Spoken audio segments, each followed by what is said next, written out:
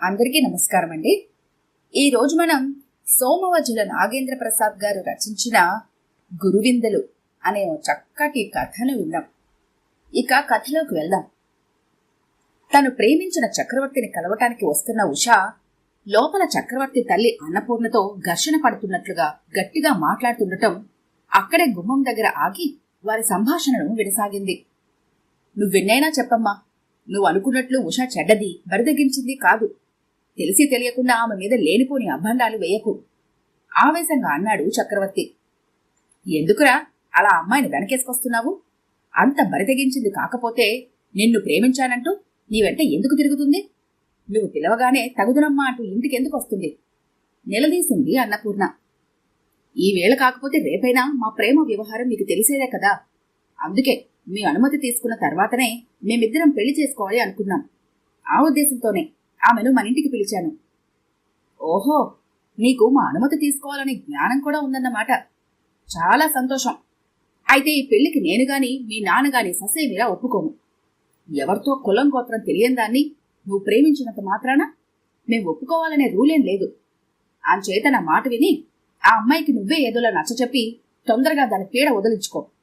తన మనసులోని అభిప్రాయాన్ని కుండ బద్దలు కొట్టినట్టు చెప్పింది. ఏంటోయ్, మీ తల్లి కొడుకులిద్దరూ ఏదో విషయం హాట్గా మాట్లాడుకుంటున్నారు?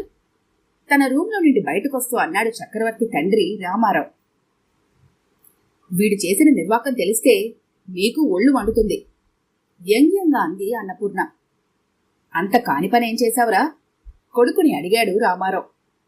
ఏం లేదు నాన్నగారు, నేను ఒక అమ్మాయిని ప్రేమించాను. పెళ్లి చేసుకుంటాను అంటే అమ్మ ఒప్పుకోవటం లేదు. అంటే మీ మానాన్ని మీరు ప్రేమించుకొని మా పెళ్లికి ఒప్పుకోండి అంటే మేం గంగిరెద్దుల్లా తలాడించాలా? కొడుకు వంక సీరియస్గా చూస్తూ అన్నాడు.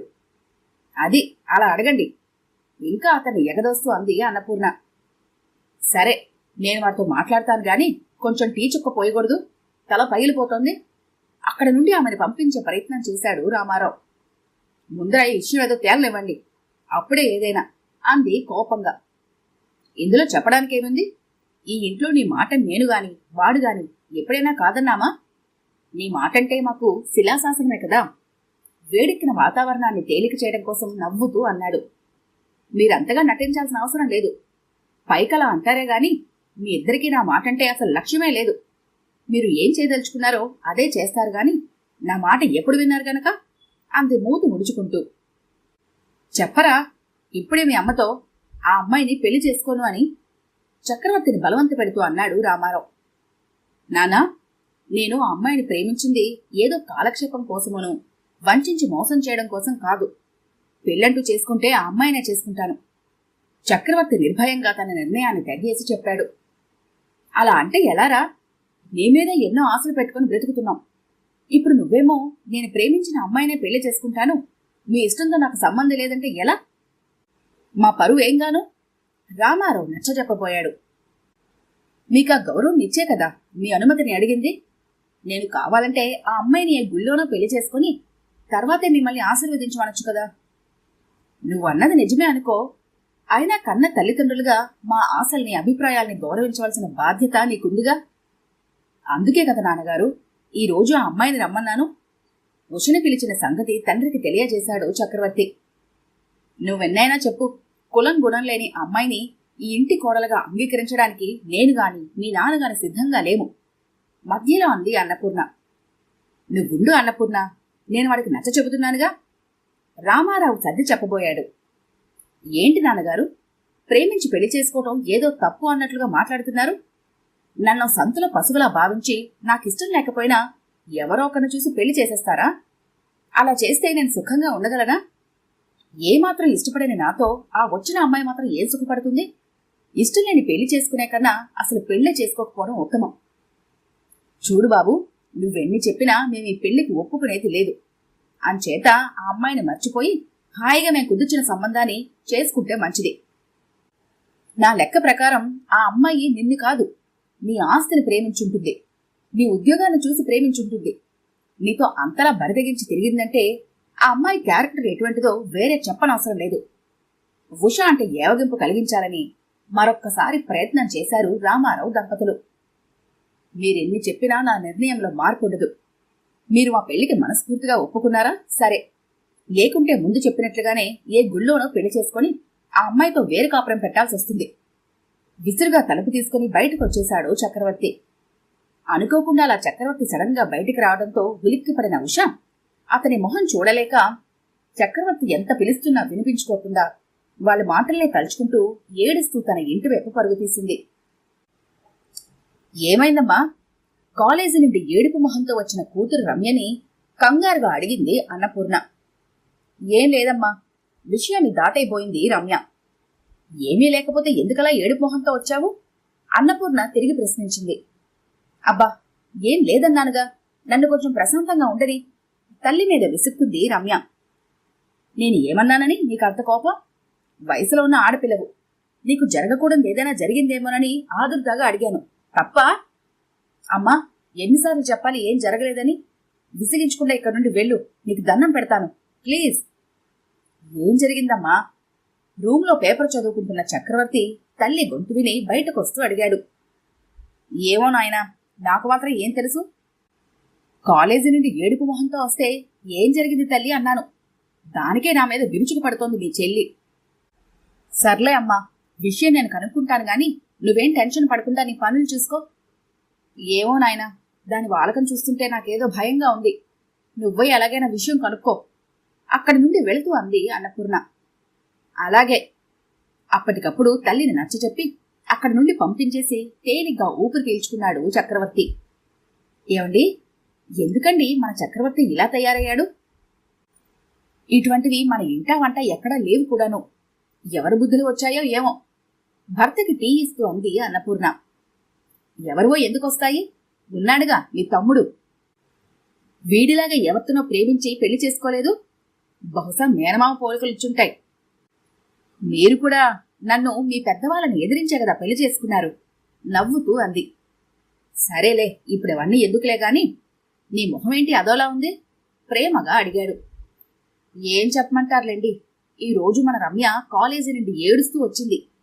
ఏమైంది అంటే ఏం కాలేదు అంటుందే తప్ప మరో మాట మాట్లాడటం లేదు. దాని వాలకం చూస్తే నాకేదో భయంగా ఉందండి. విషయం తెలుసుకోవడానికి ఇప్పుడే అబ్బాయి చక్రంని దాని రూంలోకి పంపాను. ఏం జరుగుతుందో నేను చూసి వస్తాను, ఈ లోపు మీరు ఫ్రెష్ అవ్వండి అంటూ అక్కడ నుండి రమ్య రూమ్ వైపు వచ్చిన అన్నపూర్ణ చాటుగా అన్నా చెల్లెల సంభాషణ వినసాగింది. ఏంటమ్మా, ఏమైంది? ఇందాక ఎందుకలా ఏడ్చావు? అనునయంగా అడిగాడు చక్రవర్తి. ఏం లేదన్నయ్యా. చెప్పమ్మా, ఎందుకా భయం? అన్నింటికీ నేనున్నాను కదా. అన్నపూర్ణమ్మలో ఆతృత క్షణక్షణానికి పెరిగిపోతోంది. తన రాకని వాళ్లు పసిగట్టారని తెలియని అన్నపూర్ణ రమ్య ఏం చెబుతుందా అని ఊపిరి బిగబట్టుకుని తిరిగి వినసాగింది. ఏం లేదన్నయ్య, మా క్లాస్మేట్ రఘు లేడు, అతను నేను ప్రేమించుకుంటున్నాము. చెప్పడం ఆపింది రమ్య. Very good. తర్వాత? వాళ్ళింట్లో వాళ్ళకి మా పెళ్లి ఇష్టం లేదట. ఏ, ఎందుకని? మనం వాళ్ళ అంతస్తుకి తగమట. మన కులం వాళ్ళ కులం వేరుట. పైగా నేను వాళ్ళ అబ్బాయిని మోసం చేసి పెళ్లికి సిద్ధం చేశానని, నాదసలు మంచి క్యారెక్టరే కాదని, అతనితోనే కాకుండా వేరే ఇంకెవరితోనో కూడా సంబంధం ఉండవచ్చునని అన్నారట. నాకైతే వాళ్ళ మాటలు విన్న వెంటనే చనిపోవాలనిపించింది. ఊరుకో అమ్మా, ఎవరో ఏదో అన్నంత మాత్రాన మనం ఇలా బాధపడితే ఎలా?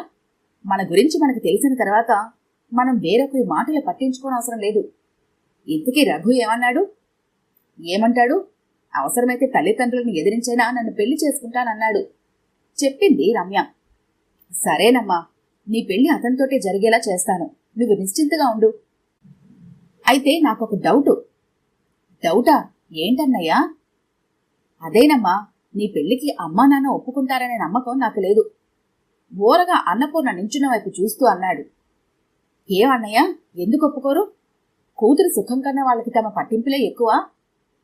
అలా అని కాదమ్మా, అమ్మకి వేరే వాళ్ల గురించి తక్కువగా అంచనా వేయటం తప్ప మరొకటి తెలియదు. చెప్పినా అర్థం చేసుకోదు. అన్నింటిలోనూ తాను, తన పిల్లలే గొప్ప. బయట వాళ్ళంతా ఎందుకు పనికిరాని వాళ్ళు, నీతి జాతి లేని వాళ్ళు అన్న తప్పుడు అభిప్రాయం ఆమెలో ఉంది. నీ పెళ్లికి వాళ్ళు కూడా ఒప్పుకుంటే రఘు వాళ్ళ నాన్నగారి కాళ్లు పట్టుకునైనా సరే నీ పెళ్లి జరిపిస్తాను. అంతవరకు నువ్వు ఏ అఘాత్యం చెయ్యనని మాటయ్యి అన్నాడు చెల్లెని దగ్గరగా తీసుకుంటూ. భగవంతుడా, ఏమిటి పరీక్ష? చెల్లెలు కూడా అన్నదారిలోనే వెళ్తోందే. వెంటనే ఈ విషయం ఆయన చెవిన వెయ్యాలి అని అక్కడి నుండి గాబరాగా వెళ్తున్న అన్నపూర్ణను చూసి అన్నా చెల్లెళ్ళిద్దరూ ముసుముసుగా నవ్వుకున్నారు. అయితే మీ అబ్బాయి మా అమ్మాయి ప్రేమించుకున్నారు కాబట్టి వాళ్ళిద్దరికి పెళ్లి చేయాలంటారు. కూతురు రమ్య పెళ్లి విషయం మాట్లాడటానికి వచ్చిన రామారావుతో అన్నాడు రఘు తండ్రి అవధాని. తలూపారు రామారావు దంపతులు. ప్రేమించుకున్నంత మాత్రాన పెళ్లి చేసుకోవాలనే రూల్ ఏమైనా ఉందా? అవధాని సూటిగా ప్రశ్నించాడు. పెద్దవారు, మీకు మేము వేరేగా చెప్పాల్సిన అవసరం లేదు, వినయంగా అన్నాడు రామారావు. ఇంకా పెద్దరకం ఎక్కడ ఉండనిచ్చారండి మీరు? మా అమ్మాయి మీ అబ్బాయిని ప్రేమించింది, పెళ్లి చెయ్యండి అంటూ సిగ్గు లేకుండా పిల్లని సరాసరి ఇక్కడికి తీసుకుని వచ్చారు. ఇదేనా మీరిచ్చే గౌరవం మర్యాద? అయినా తప్పు మా వాడిదిలేండి. మీ పిల్లలో ఏం చూసి ప్రేమించాడో నాకు అర్థం కావటం లేదు. ఈ కాలంలో పిల్లలకు ప్రేమించుకోవటం ఒక ఫ్యాషన్ అయిపోయింది. బుద్ధిగా చదువుకోమని చెప్పవలసిన తల్లిదండ్రులే ఇలాంటి ప్రేమ వ్యవహారాల్ని ఎందుకు ప్రోత్సహిస్తున్నారో తెలియటం లేదు, అసహనంగా అన్నాడు అవధాని. చిత్తం, ఇందులో మా పిల్ల ప్రమేయం ఎంతుందో మీ పిల్లవాడి పాత్ర కూడా అంతే ఉంది. కాబట్టి మీరే దొడ్డ మనసు చేసుకుని పెళ్లి జరిపించాలి అన్నాడు రామారావు. మీకేమండి, మీరు ఎన్నైనా చెబుతారు. ఒక్క విషయం చెప్పండి, మీరే కనుక నా స్థానంలో ఉండి మీ అబ్బాయి వేరే అమ్మాయిని ప్రేమించాను అంటే మీరు ఆనందంగా పెళ్లికి ఒప్పుకుంటారా? వెంటనే సమాధానం చెప్పలేకపోయాడు రామారావు. అది అది నేనైతే తప్పకుండా ఒప్పుకుంటాను, బింకంగా అన్నాడు రామారావు. మీరా మాట మనస్ఫూర్తిగా అంటున్నారా, లేక గొప్ప కోసం మెప్పు కోసం అంటున్నారా? మనస్ఫూర్తిగానే అంటున్నాను. అంటే మీ అబ్బాయి ఫలానా అమ్మాయిని ప్రేమించాను, పెళ్లి చేసుకుంటానా అంటే తప్పకుండా వారు పెళ్లి చేస్తారన్నమాట. మరొక్కసారి అడిగాడు అవధాని. తప్పకుండా చేస్తానని చెబుతున్నాను కదా. మా వాడి మీద, నా పెంపకం మీద నాకు నమ్మకం ఉంది. వాడెప్పుడు నా మాట జవదాటడు. చక్రవర్తి వంక ధీమాగా చూస్తూ అన్నాడు రామారావు. మరైతే మీ అబ్బాయి ప్రేమించిన ఉషా విషయంలో మీ నిర్ణయాన్ని ఎందుకు అమలుపరచలేదు? సడన్ గా అడిగాడు అవధాని. ఊహించని ప్రశ్నకి కంగారు పడ్డ రామారావు దంపతులు చక్రవర్తి వంక అనుమానంగా చూశారు. అది అది నీళ్లు నమిలాడు రామారావు. చూశారా, విషయం మీ దగ్గరికి వచ్చేసరికి బాధగా ఉంది కదా. ఆ అమ్మాయి కూడా మీ అమ్మాయి లాంటిదేనని ఎందుకు అనుకోలేకపోయారు? పైపెచ్చు ఆ అమ్మాయి మీద లేనిపోని అబాండాలు, నిందలు వేశారు. అసలు ఆ అమ్మాయి గురించి మీకేం తెలుసునని అన్నన్ని మాటలన్నారు. మీ అబ్బాయిని అమ్మాయిని కంట్రోల్ చేసుకోలేని మీరు వేరే వాళ్ళని అనే అర్హత ఎక్కడిది మీకు? ముందు మీలోని లోపాలను సరిదిద్దుకొని ఆపై బయట వాళ్ళ లోపాలను ఎంచడానికి ప్రయత్నించండి. మనలో లోపాలు లేనప్పుడే ఎదుటి వాళ్ళ లోపాలను ఎత్తి చూపించే అర్హత వస్తుంది. ఇంకో విషయం రామారావు గారు, మనం ఎవరినైనా వేలెత్తి చూపించినప్పుడు మన చేతిలోని మిగతా 3 వేళ్లు ముందు మనలోని లోపాలను చూసుకోమని మనం అంకే చూపిస్తాయి. ఆ విషయం మర్చిపోయి ప్రతి ఒక్కరు ఎదుటివారి లోపాలను ఎత్తి చూపడానికి ప్రయత్నిస్తారు. తాము తప్పించి అందరూ చెడ్డవాళ్లు, ఎందుకు చేతకాని వాళ్ళని భావిస్తారు. మన బంగారం మంచిదైనప్పుడు వేరొకరిని అనుకోవాల్సిన అవసరం ఏముంది? రామాయణంలో పిడకల వేటల మధ్యలో అమ్మాయి విషయం ఎందుకు? అసహనంగా అన్నాడు రామారావు. ఎందుకంటే ఆ అమ్మాయి మా అన్నయ్య కూతురు కాబట్టి. సైలెంట్గా బాంబుని పేల్చాడు అవధాని. ఏంటి, ఉషా మీ అన్నయ్య కూతురా? ఒకేసారి ఆశ్చర్యంతో అన్నారు రామారావు దంపతులు. అవును, ముమ్మాటికి మా అన్నయ్య కూతురే అంటూ ప్రక్క గదిలోనే ఉన్న ఉషని వాళ్ల ముందుకు పిలిపించారు. ఇప్పుడు చెప్పండి, మీరన్న ప్రకారం మీరు వీళ్ళ పెళ్లికి ఒప్పుకొని ఆమెని మీ కోడలుగా స్వీకరిస్తారా? రామారావుకి ఏం చేయాలో తెలియక భార్య అన్నపూర్ణ వంక కోపంగా చూశాడు. అలా వదినగారి వంక ఎందుకండి కోపంగా చూస్తారు? ఇంట్లో నిర్ణయం తీసుకోవాల్సింది దంపతులిద్దరూను. రామారావుని ఆట పట్టిస్తూ అన్నాడు. సరేనండి, మేము ఈ పెళ్లికి ఒప్పుకుంటాము. మరి మీరు మా అమ్మాయిని కోడలుగా స్వీకరిస్తారా? తిరిగి అడిగాడు రామారావు. నాకు కొడుకులుంటే తప్పకుండా మీ అమ్మాయిని మా ఇంటి కోడలుగా చేసుకుంటాను, నవ్వుతూ అన్నాడు అవధాని. కొడుకులుంటే అంటున్నారు, మీ మాటలు నాకు అర్థం కావటం లేదు. కొంచెం వివరంగా చెప్పకూడదా? ఉడుక్కుంటూ అన్నాడు రామారావు. ఏం లేదండి రామారావు గారు, నాకసలు కొడుకులే లేరు. ఉన్నది ఒక్కగానొక్క కూతురు శారద, మీ అమ్మాయి క్లాస్మేట్. మరి మా అమ్మాయి మీ అబ్బాయి ప్రేమ, పెళ్లి ఇవన్నీ? విషయం పూర్తిగా అర్థం కాని రామారావు అదే విషయం ఆయన్ను అడిగాడు. ఓ అదా, అదంతా మీ చక్రవర్తి ఉషల పెళ్లి జరగడం కోసం మీ అబ్బాయి మీ అమ్మాయి కలిసి మాచే ఆడించిన నాటకం. మీ పిల్లలే ముఖ్య సూత్రధారులు, మేం ఉత్త పాత్రధారులు మాత్రమే నాటక ఫక్కీలో చెప్పాడు అవధాని. విషయం పూర్తిగా అర్థమైన రామారావు దంపతులు, మీరు ఆడిన నాటకం ఒక విధంగా మా కళ్ళను తెరిపించింది. ఇంతకాలం మేము మీరు అనుకున్నట్టుగానే ఇతరుల గురించి ఎంతో అజ్ఞానంగా ఆలోచించాము. అందుకు ఎంతో సిగ్గుగా ఉంది అంటూ తమ తప్పులను చాలా తెలివిగా తెలియజేసిన చక్రవర్తి రమ్యల వంక అభినందన పూర్వకంగా చూశారు. ఈ కథ కనుక మీకు నచ్చినట్లయితే లైక్ చేయండి, షేర్ చేయండి. మరిన్ని ఇంట్రెస్టింగ్ కథల కోసం మా ఛానల్ని తప్పకుండా సబ్స్క్రైబ్ చేసుకోండి.